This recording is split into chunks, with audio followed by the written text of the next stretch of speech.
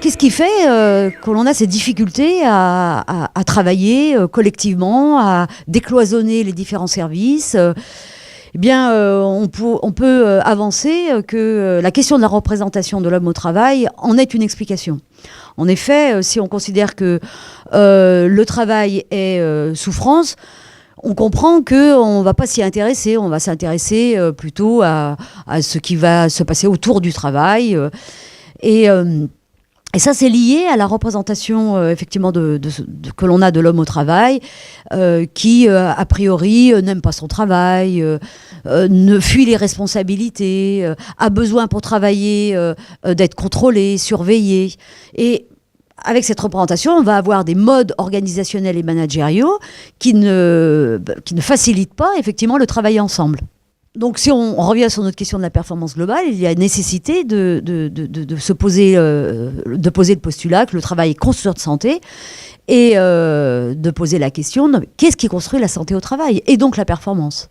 Les études le montrent de manière évidente, c'est qu'un travail qui est constructeur de santé pour les salariés, c'est un travail d'abord un travail dans lequel on se reconnaît et où l'on est reconnu. Alors qu'est-ce que ça veut dire ? Ça veut dire que je fais un travail que je considère être de qualité, un travail donc qui est efficace. À la fin de la journée, je rentre chez moi et je me dis j'ai fait une bonne journée, j'ai fait un beau travail, un bon travail. Ça, c'est constructeur de santé. Et ce beau travail, eh bien, il est reconnu par mon manager, il est reconnu par mes pairs. Je me sens utile dans l'œuvre collective de l'entreprise.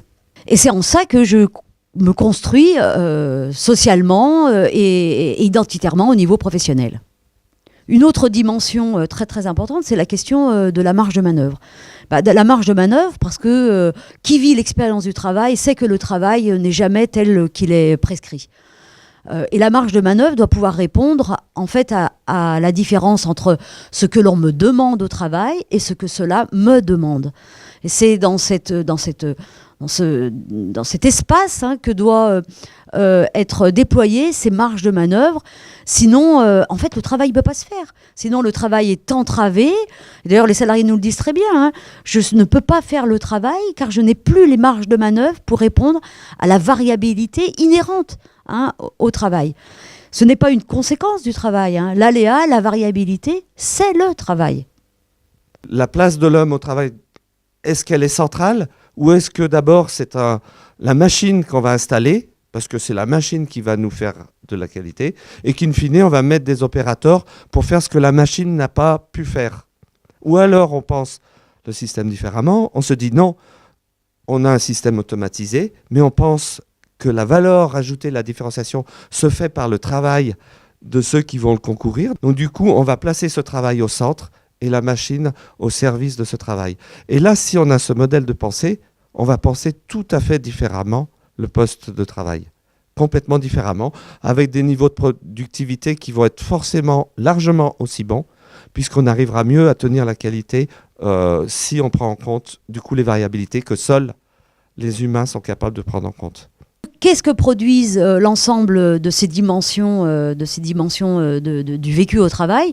Eh bien, ils font que chaque jour, les salariés ont envie, lorsqu'ils viennent au travail, de donner le meilleur de soi-même.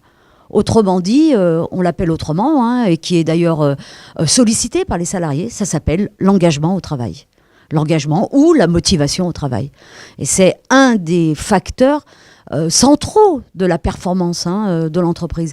Comment l'entreprise peut-elle attendre de la performance si ceux qui sont au travail n'ont pas envie de donner le meilleur d'eux-mêmes ? Comment peuvent-ils être force d'initiative, d'agilité ? C'est pas possible. Il s'agit donc de remettre au cœur des organisations et du travail les hommes et les femmes qui font le travail.